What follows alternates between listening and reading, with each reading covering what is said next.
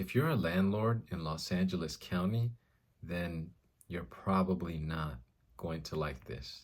Now, whether you own a multifamily property, 4 to 6 units, or a single family home that you're currently renting out to tenants, then this will have an effect on you, guaranteed.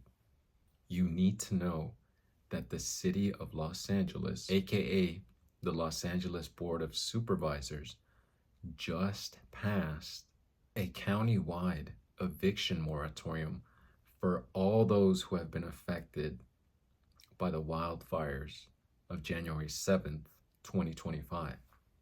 What does this mean?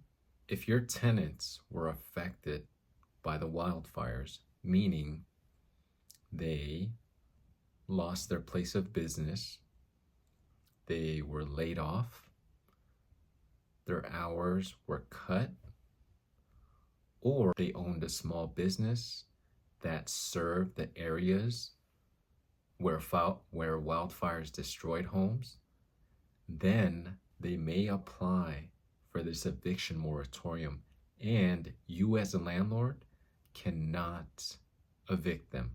You cannot evict them.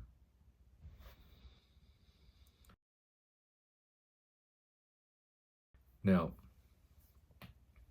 the time frame to apply started from February 1st to July 31st of this year, meaning if your tenants come to you and they tell you that they are unable to pay their rent from now until July 31st, then you would not be able to evict them until July 31st, 2026, meaning a whole year's rent would be lost, and you wouldn't be able to do anything about it.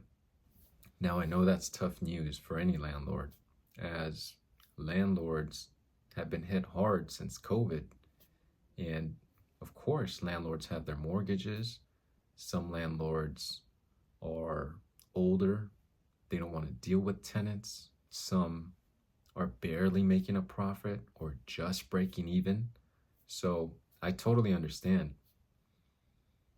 Now, if you're a tenant, here are some other requirements that are needed. Now, of course, this isn't a get out of jail free card. Rent will be due by July 31st, 2026. Other requirements include you must have lived in the unit prior to January 7th, 2025. You lost 10% of your gross income, or you must have a household income for 2024 of equal to or less than 150% of the area median income. Will some landlords end up selling their property? Of course. Is it possible that larger entities or corporations will end up buying these properties at a discount? It's possible. Will these corporations end up controlling the prices as they wish in the future? That's possible. In the long run, this may end up hurting tenants more than they think.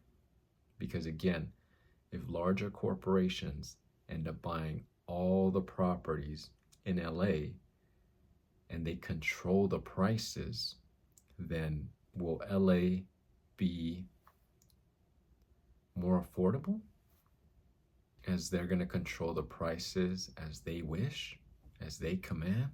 Not only are residents of California leaving due to the high cost of living, gas, the price of eggs, groceries, homelessness, but businesses are also leaving.